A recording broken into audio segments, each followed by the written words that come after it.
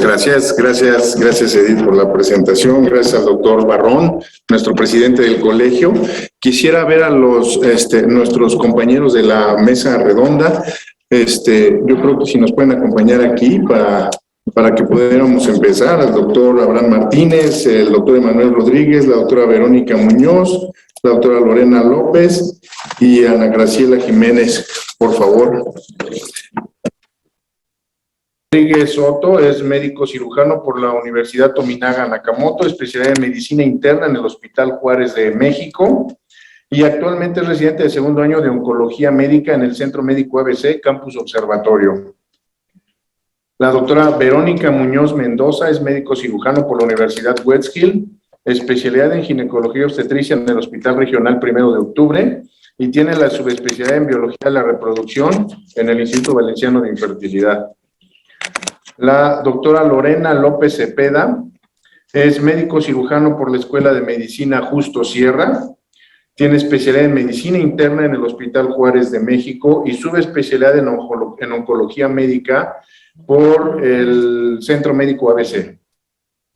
Y la doctora Ana Graciela Jiménez Osorto es médico cirujano por la Universidad Nacional Autónoma de Honduras, su especialidad en ginecología obstetricia en la Universidad Nacional Autónoma de Honduras, Valle de Sula, tiene alta especialidad en cirugía ginecológica en el Hospital General Manuel Gea González por parte de la UNAM y tiene alta especialidad en infertilidad y reproducción asistida, que fue en el Instituto Valenciano de Infertilidad México y tiene entrenamiento avanzado en cirugía ginecológica por vía laparoscópica en el IRCAD de América Latina de Brasil. Bueno, a mí ya me presentó la doctora Edith. La preservación de la fertilidad. Bueno, vamos a hablar un poquito algo rápido de la preservación de la fertilidad. Todos sabemos que actualmente con los adelantos tecnológicos, médicos y demás, los tumores malignos pediátricos ya tienen una curación entre el 80 y 90%, ¿no? El cáncer de mama en mujeres menores de 40 años tiene una supervivencia de 90% a los 5 años. Y vamos a ver que hay indicaciones para preservar la fertilidad. Dentro de las indicaciones hay causas médicas y no médicas. Dentro de las causas médicas están principalmente, aunque no son las únicas, las neoplasias y enfermedades no neoplásicas que requieren cirugía o quimioterapia o radiación, ¿ok? Dentro de las causas médicas se encuentra la insuficiencia ovárica, antes llamada falla ovárica prematura, que ahora es insuficiencia ovárica prematura, y también se ha visto en las parejas que tienen algún método de esterilización, la oclusión tubaria bilateral en la mujer y la vasectomía en el varón. Y dentro de las causas no médicas, principalmente está que la mujer o la pareja posponen el embarazo, ¿no? Actualmente ya vemos que nuestras pacientes llegan a buscar embarazo arriba de los 35 años, incluso muchas alrededor de los 40 años. Entonces es una causa no médica. Bueno, yo quisiera preguntar, y yo creo que ahorita va principalmente a nuestros médicos oncólogos que tenemos aquí, ¿cuál es la frecuencia de infertilidad asociada al empleo de quimioterapia en pacientes jóvenes? No sé si tengan ahí más o menos algún dato de eso. Buenas tardes, muchas gracias por la invitación. Esta es una pregunta un tanto, o sea, no hay un porcentaje específico, ya que esto lo tenemos que dividir entre los diferentes fármacos que se utilizan dentro de la oncología. Digamos, para dentro del tratamiento médico, porque ya sabemos que hay quirúrgico y radioterapia, pero dentro del tratamiento médico lo vamos a dividir en quimioterapia, en terapia blanco o en terapia en inmunoterapia, que es de los avances más recientes que se tienen. Dentro, para acabar con el primero, en la inmunoterapia y la terapia blanco, que son los inhibidores de tirosina sinasa, es decir, pastillas que se pueden tratar de muchos tipos de cáncer. En esos dos tratamientos no se ha visto que la fertilidad o la probabilidad de ser papá o mamá, porque se puede dar a hombre o mujer, disminuya. Entonces, en caso de que esos pacientes requieran de ese tratamiento, no afecta. pero esto sí es un problema o se tiene que investigar un poquito más cuando se planea dar quimioterapia. Aquí la quimioterapia igual se puede dividir en varias pues, categorías, vamos a llamarlo, dependiendo de su mecanismo de acción. Entonces, y con esta división hay diferentes probabilidades de que haya problemas dentro de la fertilidad. Entre ellos son unos medicamentos que se llaman alquilantes. Los más conocidos son la ciclofosfamida, la isosfamida, en los cuales es muy frecuente que se utilicen en pacientes jóvenes. Entonces, esa probabilidad depende de la duración del tratamiento, de la intensidad de la dosis, es decir, cuánta y de cada cuánto se va a dar ese tratamiento. Entonces, en pacientes jóvenes, con este tipo de quimioterapia se van a dividir en bajo riesgo, riesgo intermedio y riesgo bajo. Entonces, en este tipo de quimioterapias que sabemos que es de riesgo alto, que son los alquilantes, ciclofosfamida, isosfamida, cisplatino, todo este tipo de fármacos, el riesgo puede subir más del 75%, en el que las pacientes van a presentar amenorrea, y por lo tanto puede que, a pesar de que en algún punto regrese la menstruación, no tengan otra vez ciclo ovárico y por lo tanto tengan problemas de infertilidad. En el otro grupo, que son otros fármacos que no son alquilantes, puede ser la doxorubicina, el ciprofloxacino, que se utilizan en otros tipos de cáncer, ese riesgo va a bajar hasta el 50%. Y ahí después vamos al riesgo más bajito, que son los otros medicamentos que les comenté. Entonces, siempre que se va a... tenemos estas pacientes jóvenes menos de 25, 40 años, necesitamos saber qué esquema se le va a dar para platicar sobre qué riesgo de infertilidad va a tener, porque va a depender cuántos ciclos, cada cuánto y qué fármaco. Sí, doctor. Muchas gracias. Entonces, muchas gracias por la invitación. Y algo que sí quiero agregar es que entonces, una vez que nosotros sabemos qué tipo de medicamento es el que se le va a administrar a la paciente, existen bastante evidencia de aproximadamente qué probabilidad tiene de infertilidad. Y en general se considera que cuando la probabilidad de infertilidad de acuerdo al esquema es mayor del 50%, se considera una buena opción platicar sobre las opciones de fertilidad y referirlo en ese momento. Entonces, en general, se puede considerar que si el esquema tiene más de un 50% de riesgo de infertilidad, en ese momento se refiere. Algunas consideraciones entre que si el esquema tiene un 20 a 50% de riesgo de infertilidad, ¿cuándo se puede referir? Bueno, cuando puede haber algún radioterapia o alguna otra adyuvante a la quimioterapia que todavía puede incrementar más el riesgo de infertilidad, pero en general esas son como las indicaciones. Si el esquema tiene un riesgo mayor del 50% de producir infertilidad, es cuando se refiere al paciente. En general, ¿qué esquemas son? Los que mayormente afectan a cáncer pediátrico, ¿no? Que son leucemias, que son linfomas y cáncer de mama en pacientes jóvenes. Sí, sí, claro, creo que no existe una estadística exacta de saber qué es lo que ocasiona el porcentaje de infertilidad, etcétera. Pero bueno, ya se contestó otra pregunta que era cuál tipo de quimioterapia tiene evidencia de tener mayor potencial y disminuye, es lo que acaba de decir ustedes, la doctora. Y hay algo de algunos factores que depende de la gonadotoxicidad en pacientes que reciben la quimioterapia. O sea, ¿existen algunos factores que puedan ser que hagan que esos fármacos provoquen más problemas para la reproducción futura en los pacientes, hombres y mujeres? Básicamente es por el mecanismo de acción. Lo que pasa es que los agentes alquilantes lo que producen es alquilan el DNA y al producirse la lectura o la replicación del DNA lo lee con un error y entonces entra en un ciclo de apoptosis. La cuestión aquí es que si podemos definir exactamente el por qué, cuál es el motivo del por qué se genera la gonadotoxicidad. Se sabe que ese es el mecanismo de acción y que ese puede ser uno de los principales factores que lo contribuyen, pero no algo adicional. Ok.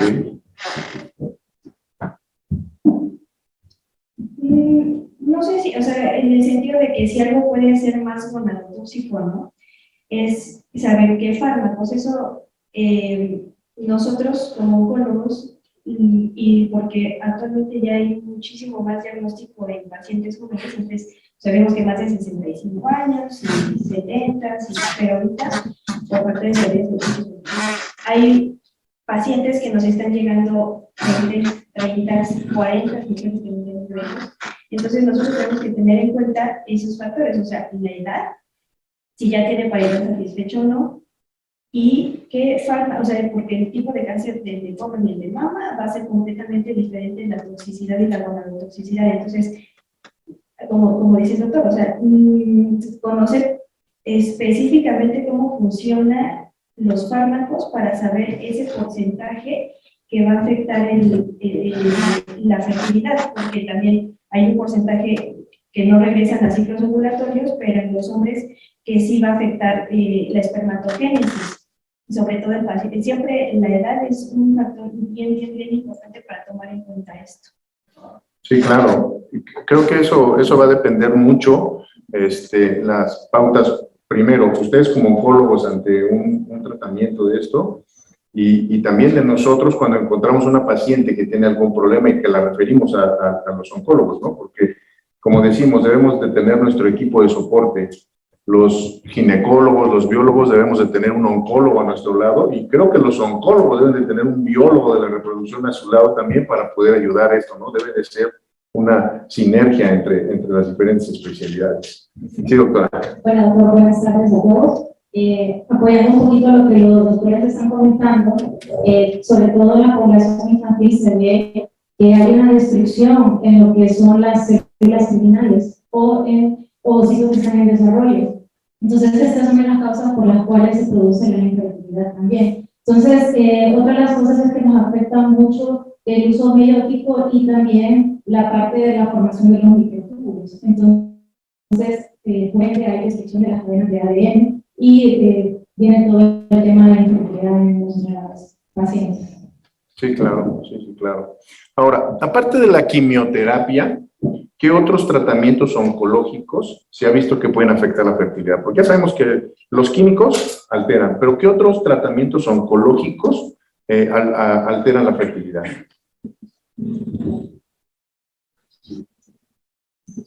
El tratamiento oncológico se va a dividir en tres cosas. En el tratamiento quirúrgico, el tratamiento quirúrgico siempre es el que queremos porque se va todo y ese es el mejor.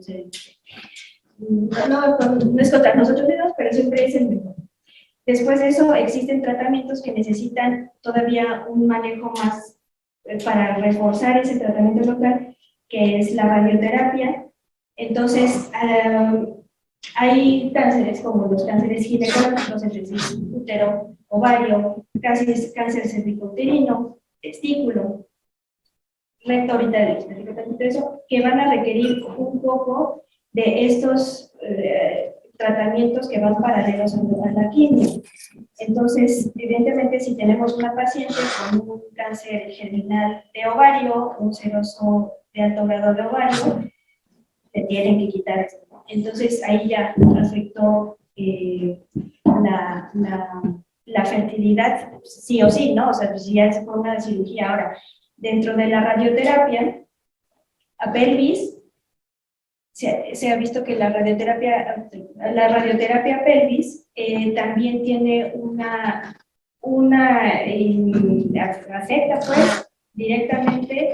Se ha visto que desde 2 Grays, 1.2 Grays a la pelvis puede afectar el desarrollo de espermatocitos y eliminar el 50% de la reserva ovárica que tienen los pacientes. Perdón, yo me imagino que se refiere un poco más a otros tratamientos aparte de la quimioterapia. Aparte de la quimioterapia, como por ejemplo puede ser parte entra el quirúrgico entra dentro de ese, la radioterapia, ¿no? Todo eso. Y adicionalmente yo, bueno, pensando en que hablan las terapias recientes que existen, ¿no? Terapia dirigida como inhibidores de la tirosina sinasa.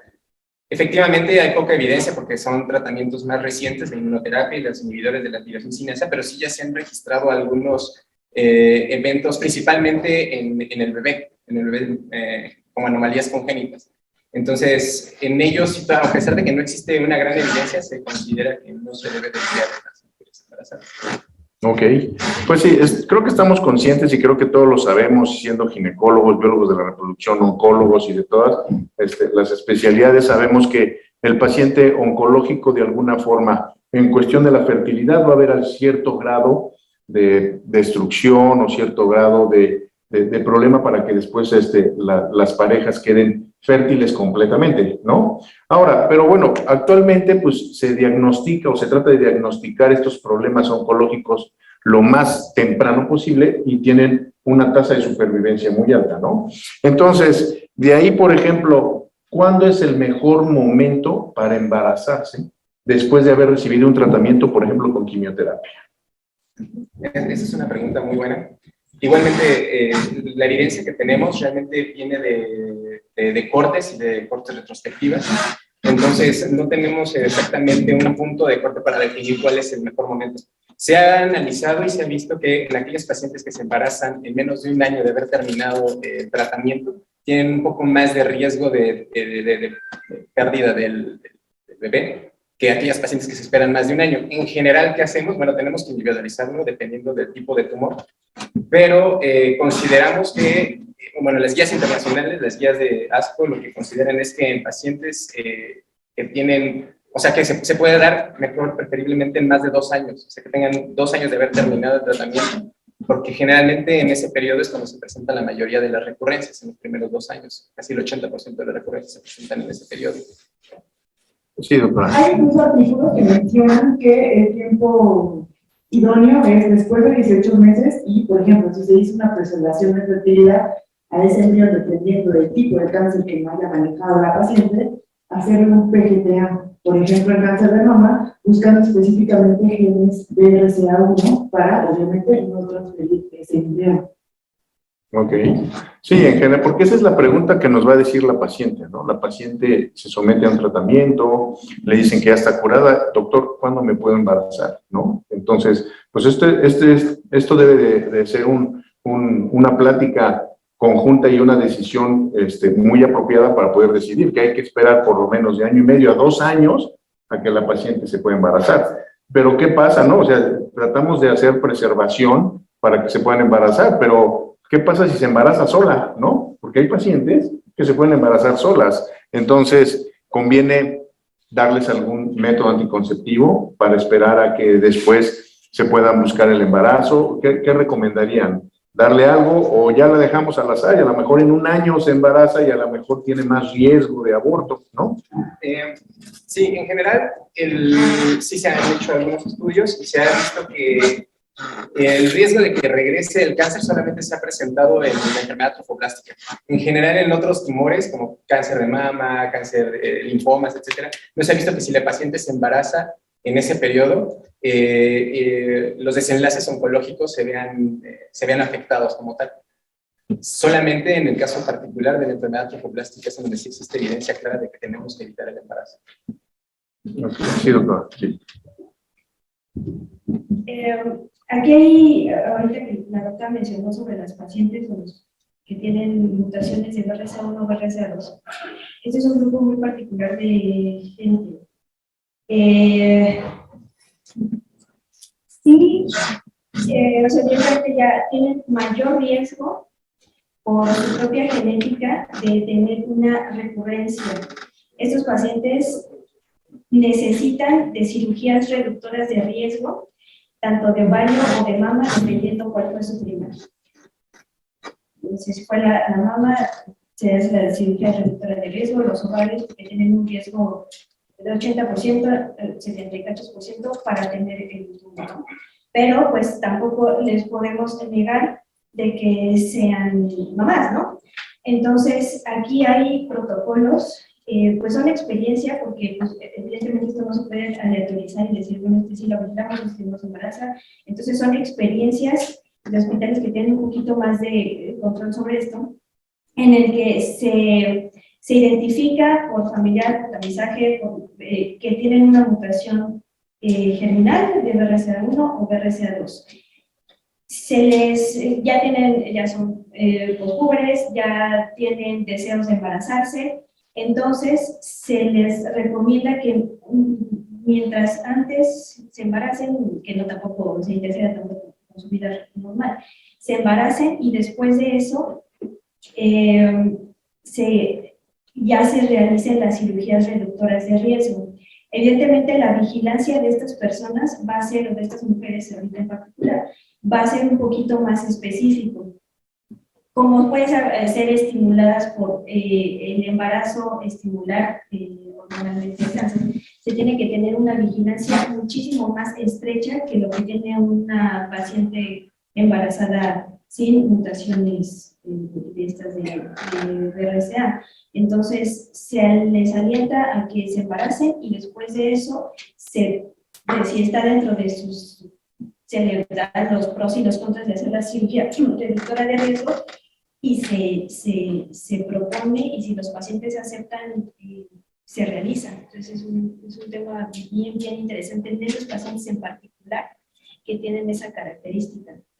Sí, porque el gen BRCA1 y 2, pues no a todas las pacientes con cáncer de mama se les pide, ¿no? O sea, yo he tenido muchos pacientes que es que, doctor, mi abuela le dio cáncer de mama, a mi mamá le dio cáncer de mama, tengo una tía con cáncer de mama, oye, y a alguien le hicieron estudio genético para ver, y la verdad es que viene de generaciones que no se les hace, o sea, yo creo que esa paciente se tiene que hacer, pero es algo que se debería de también hacer, a pedir a su familia, ¿no? A su mamá, a su abuela, a su tía o algo, ¿no? De hecho, sí, está un poquito más estandarizado porque se toma como el caso el paciente. O sea, que la paciente, si está con mutación, tiene muchos antecedentes, se le propone realizar la mutación y de ahí, si sale positiva, es cuando se manda a hacer el tamizaje a sus demás familiares.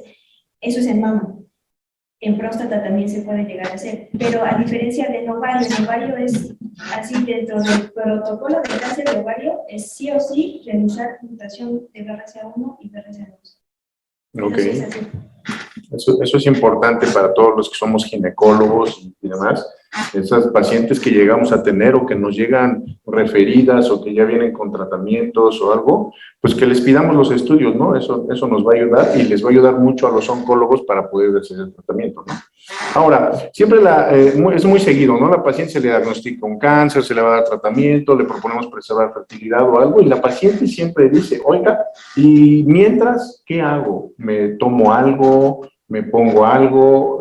Porque no me puedo embarazar ahorita en un tiempo. Entonces, ¿hay protección farmacológica para la fertilidad femenina? ¿Qué tan efectivo es el empleo de los agonistas de GnRH como método de preservación de la fertilidad o algún otro medicamento que ustedes nos recomienden? Está muy interesante la cuestión de lo del agonista GnRH, porque incluso dentro del mismo ambiente oncológico es como muy común escuchar que se puede emplear los agonistas GnRH como una forma de preservar la fertilidad, pero la verdad es que no existe una evidencia fuerte que diga que el empleo de estos medicamentos realmente preserva la fertilidad. Hasta ahorita, la recomendación de las guías de ASCO es que no se empleen como un método de preservación de la fertilidad. Sí pueden ayudar en aquellas pacientes para evitar la insuficiencia ovárica prematura. Eso sí puede llegar a ayudar, pero como tal, como un método de preservación de la fertilidad, no están autorizados.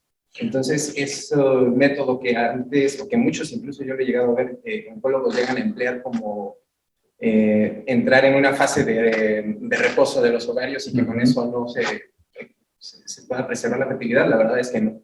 Es como que se piensa que para evitar el reclutamiento folicular y que el folículo se mantenga en primordial y a lo mejor es menos tóxico la quimioterapia o la radioterapia para el óvulo, ¿no? El ovocito, en este caso, pero realmente lo que más se ha visto que daña, pues es la radioterapia, ¿no? O sea, la radioterapia es la que definitivamente creo que es la que más problema origina a las gónadas, tanto al testículo como al ovario, ¿no?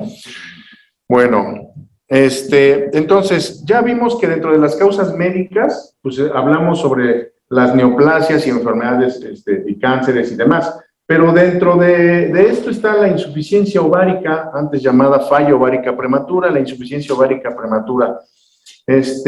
Para los que nos dedicamos más a la reproducción, a veces cuando la paciente ya cae en insuficiencia ovárica, cuando ya viene con una antimulleriana de 0.01, que le haces ultrasonido y ya no encuentras folículos antrales, ¿no? ¿Qué haces en esa paciente? O está el otro caso, ¿no? La paciente que llega porque tiene periodos de opsomenorrea o de a veces de amenorrea y que le pides un perfil hormonal y te encuentras una FSH a lo mejor en 18, 20, ¿no? El estradiol empieza a bajar en 20, 18 y le pides una antimulleriana y ya está en 0.2, ¿no? O sea, todavía no está en insuficiencia, pero ya está en baja reserva ovárica. A esa paciente le propones preservar la fertilidad, principalmente los biólogos de la reproducción. Creo que con este tema lo más importante siempre va a ser la educación a la paciente y la educación a los colegas. Es decir, desde el ginecólogo ordinario, porque el ginecólogo general es el que generalmente capta primero a la paciente que está teniendo la insuficiencia ovárica prematura. Y esto es muy, muy importante, Juan, porque creo que hay un desencanto en nuestras propias especialidades y subespecialidades, porque como dices, este mito que de repente nos llegan a todos nosotros es que a mí nadie me dijo que esto me podía pasar y tengo 38 años. Caramba, 38 años, ya está súper de salida. Entonces, llegar a este concepto de que a los 35 años se pierde el 50%, yo cada vez más, y ya tengo 20 años en esto, lo veo más hacia abajo. O sea, a los 31, 33 años ya te estás encontrando con este tipo de datos que acabas de mencionar. Y eso es muy importante, educar tanto a los pacientes como a nuestros colegas generales, porque la intervención oportuna es fundamental para que una paciente pueda tener al menos el concepto de que existe la preservación. Eso es muy importante y es grave que nuestros pacientes ni siquiera saben que existe eso porque su médico no se lo informa. Aquí quiero hacer un súper paréntesis con el tema de los psicólogos. Yo cuando formé parte de un centro y nos unimos a probablemente el grupo más grande del mundo, como atractivo a los pacientes, ofrecimos gratuitamente preservar óvulos a las pacientes que habían sido diagnosticadas con cáncer de mama. Era total y absolutamente gratis. Y nuestro pivote para hacer esto era el Instituto Nacional de Cáncer de Mama. En 2 años y medio, ¿sabes cuántos pacientes nos mandó el instituto? Cero pacientes.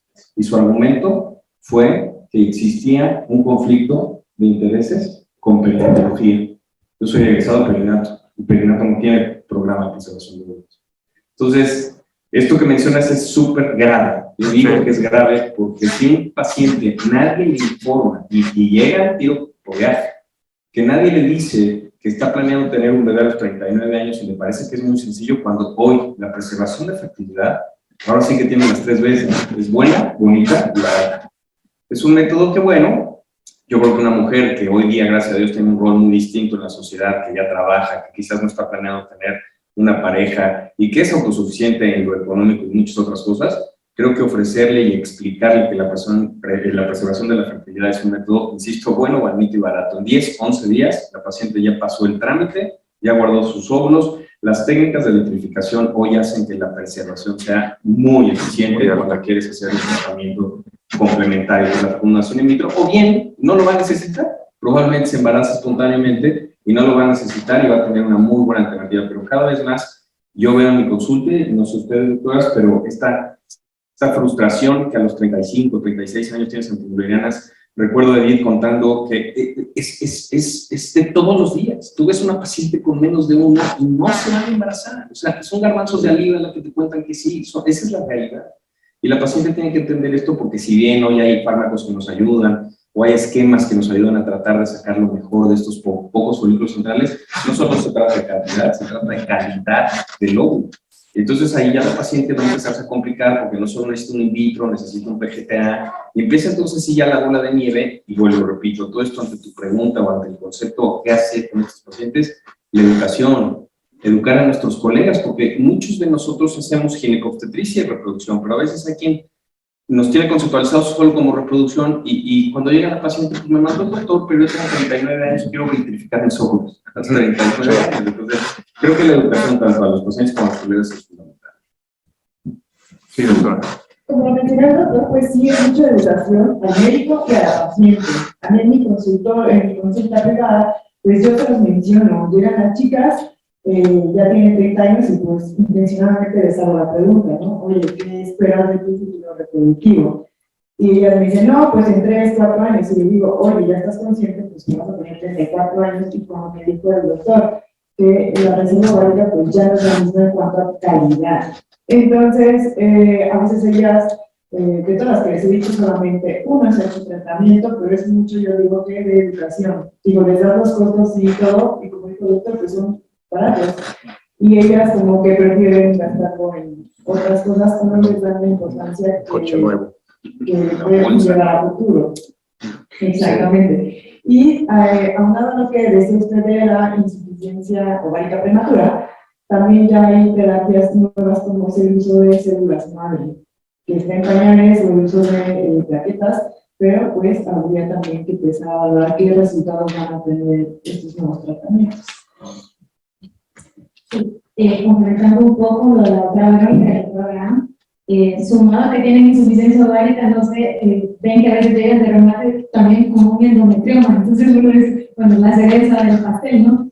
Y uno les platica, les conversa. Yo siempre tengo presente, esto no es una consulta, esto es una conversación entre amigos, si quieren llamar, tomámonos el café para hacer la broma, pero muchas pacientes que tienen pareja, bueno, ellos en casa, por lo menos en mi país, tengo que consultar a mi pareja, a ver si me da permiso. Yo digo, mira, si tú el día de mañana quieres ser mamá, en este panorama que estamos ahorita, difícilmente de aquí a unos 3 años, este endometrioma puede crecer, ya le explico toda la parte de endometriosis, pero las pacientes quedan con mucha duda siempre, con el temor a, y si no quiero, y si ahorita estoy en mi etapa de que estoy estudiando, estoy trabajando, estoy teniendo una buena posición, etcétera, pero desde ahí tenemos que empezar a trabajar a las pacientes. Cuando uno les platica sobre las técnicas nuevas, por ejemplo, como plasma y células madres, el mismo enemigo es el colega.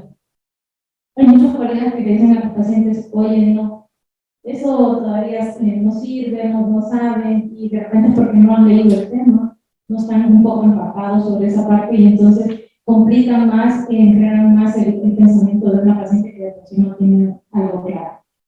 Sí, sí, claro.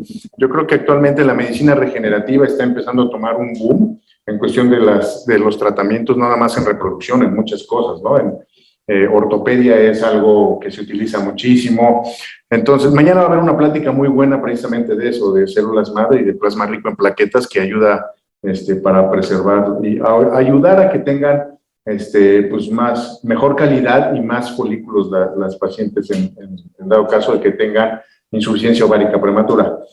Pero bueno, esto es algo que yo creo que debemos de enseñarle desde nuestros médicos generales, que deben de tener esa capacidad, porque hay muchos pacientes que llegan con el médico general a revisarse, a hacerse un chequeo de 33, 34 años y que la paciente, pues como dice, no le pasa ni por aquí que hay esa opción en México. Como que la gente lo ve, que el in vitro, la congelación se hace en Europa, en Estados Unidos, y que en México, ¿no? Y que aparte de todo es inalcanzable en costos, ¿no?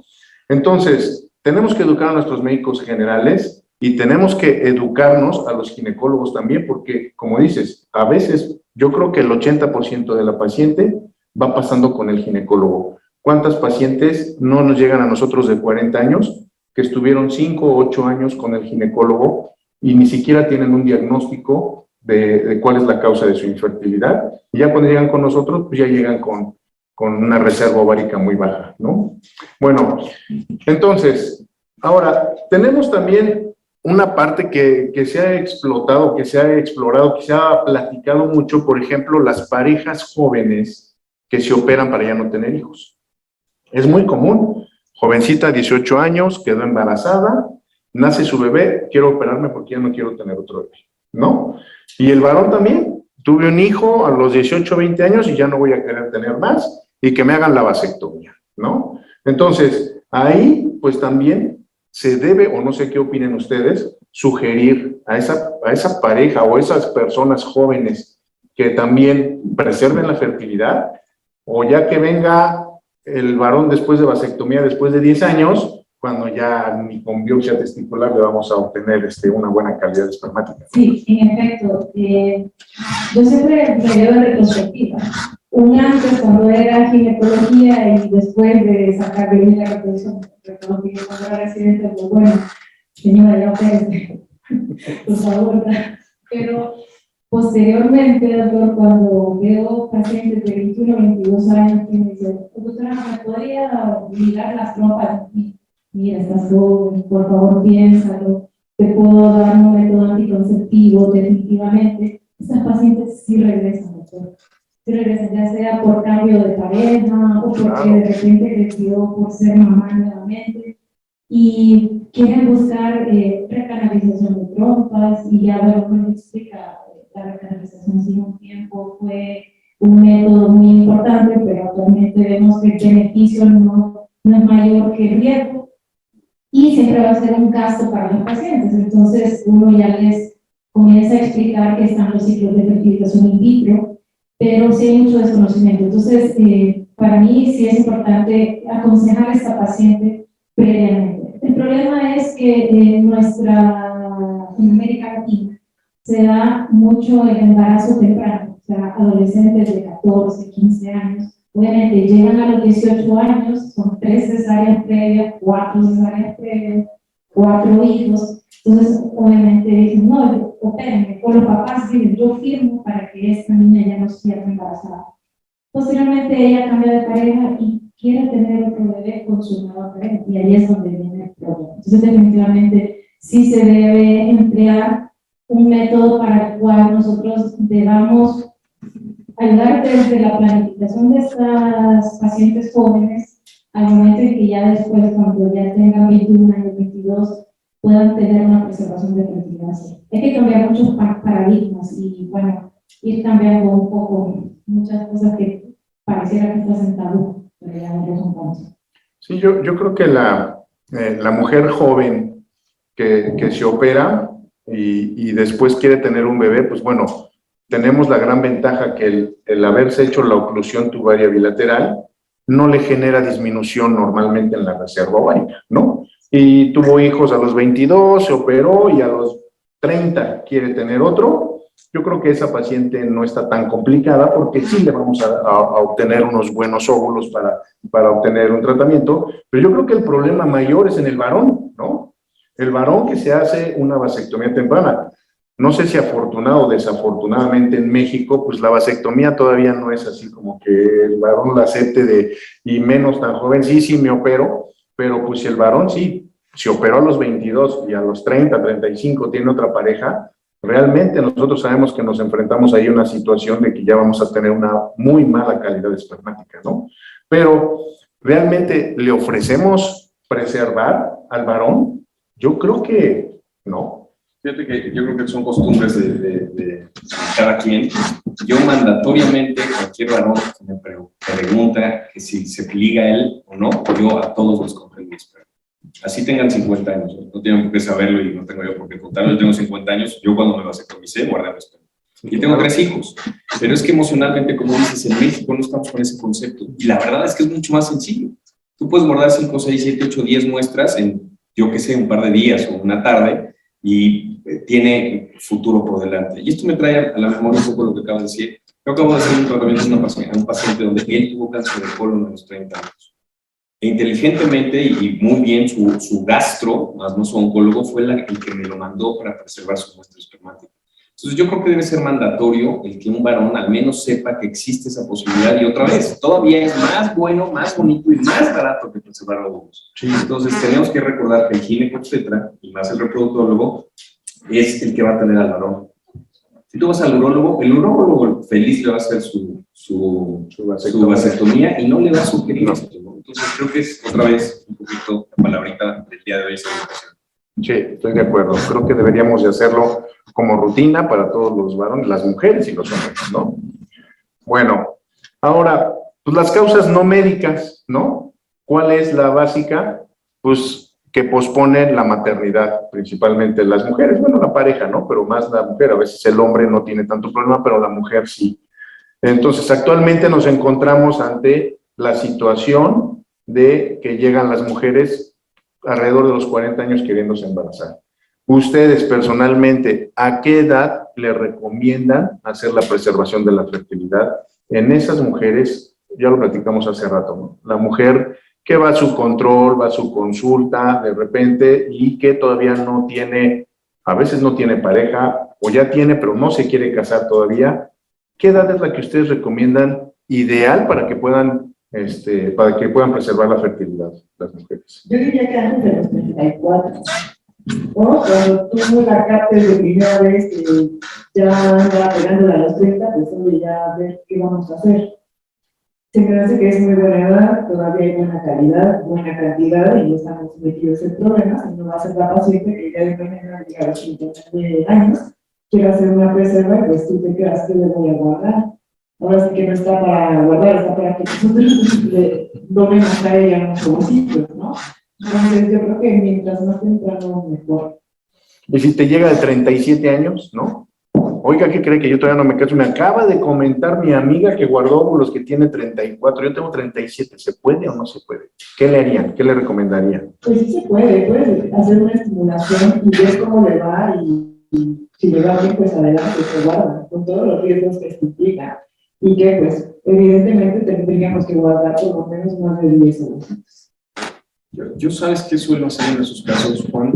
Cuando una pareja viene, una mujer viene así a esa edad, sin meterme en su vida privada, pero sí les sugiero y les pregunto que si a los 37, 39 años quieren preservar sus óvulos y no están muy ciertas de su vida, sé que es un tema que incluso quizás hasta bioético, pero sí les sugiero que decidan hacer un embrión.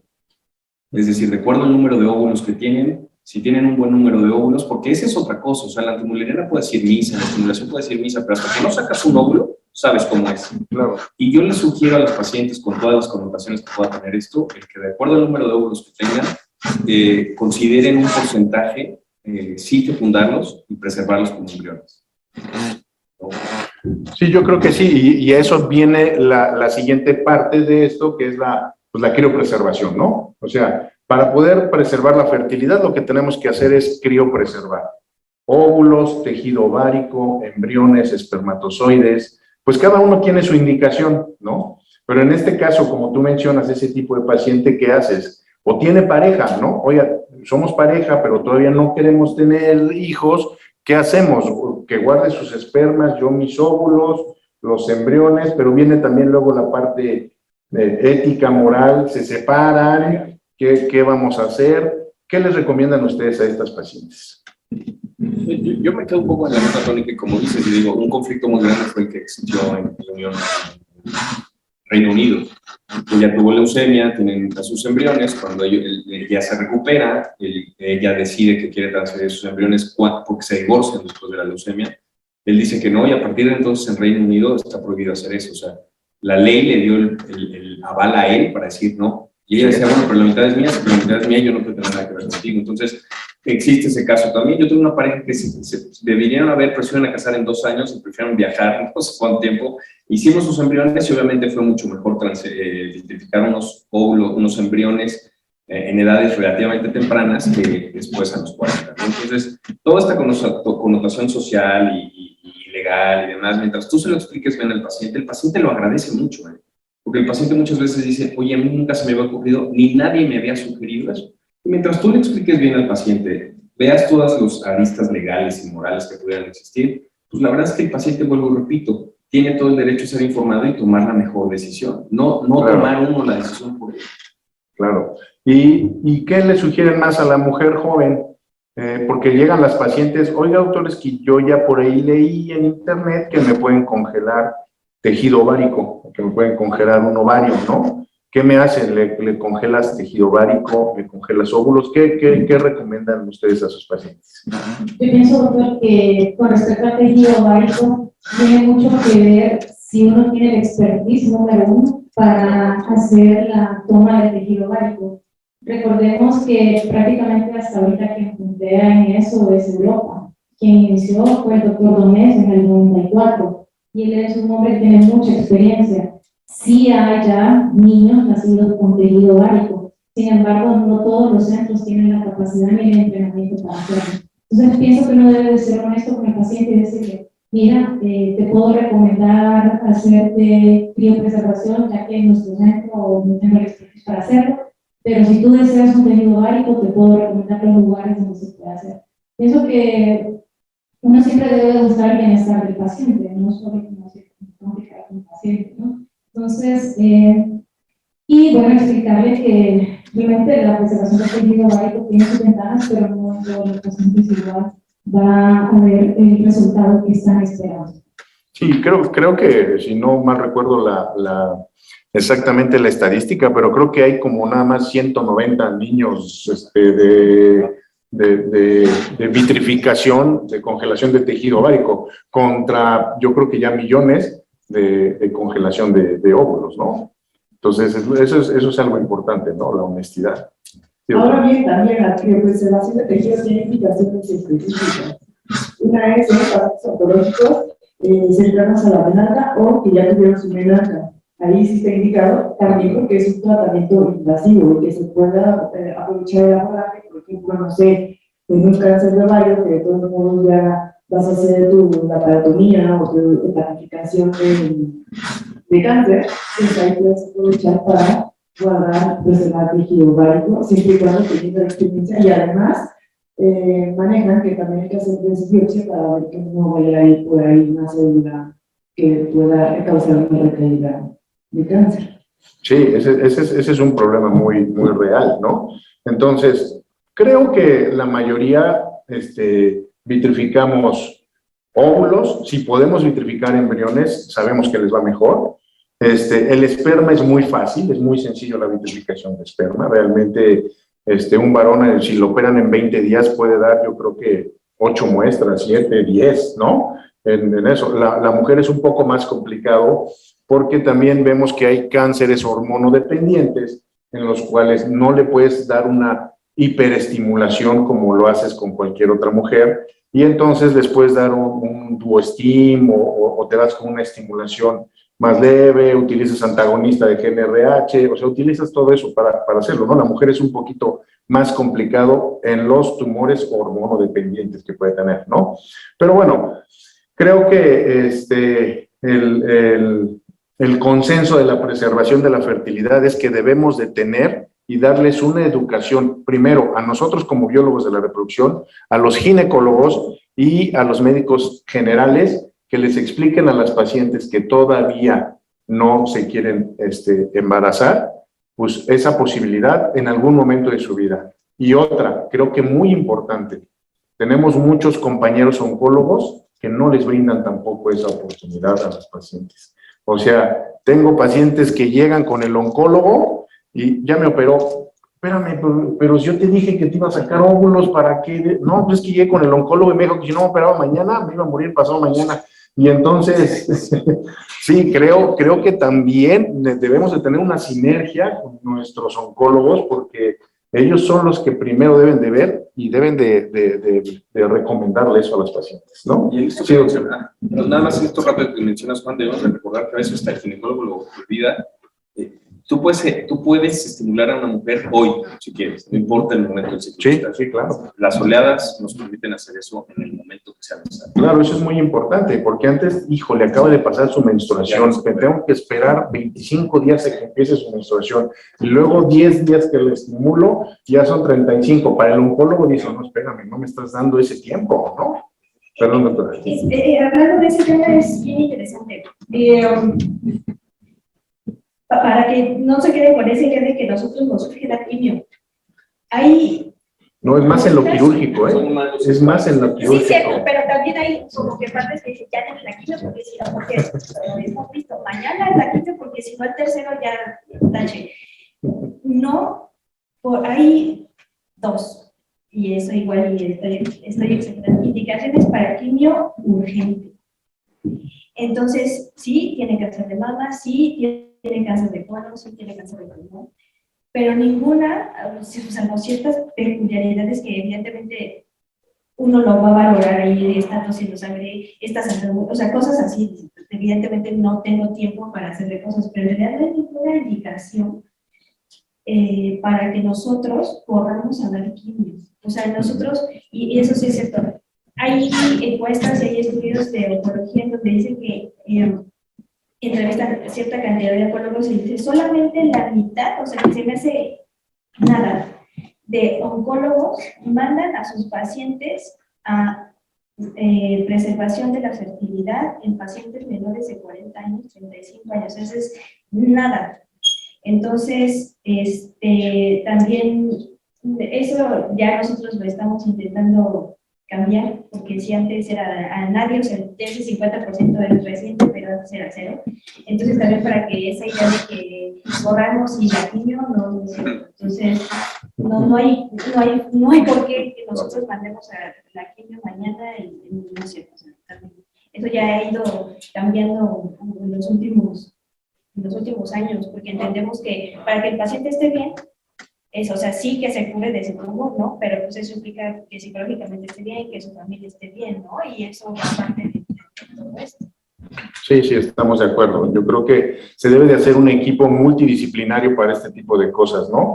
O sea, tiene que estar implicado un ginecólogo, a lo mejor, un biólogo de la reproducción, un oncólogo, el departamento de psicología, nutrición, todo, ¿no? Va englobado en todo esto. Sí, doctora. Incluso han marcado los artículos de psicólogos de ¿no? Que incluso pueden pasar 90 días para esperar el tratamiento ya sea quirúrgico y no vamos a cambiar la incapacitación o la supervivencia de la paciente en algunos. Y como mencionó el doctor Ramos, o sea, hay protocolos de Ramos Start que puedes empezar en cualquier momento del ciclo, dar un vestir, ayudar a los inhibidores de la aromatasa para disminuir un poco la esteroidogénesis y que no sea contraproducente para la paciente, no es de que se va a morir mañana. Bueno.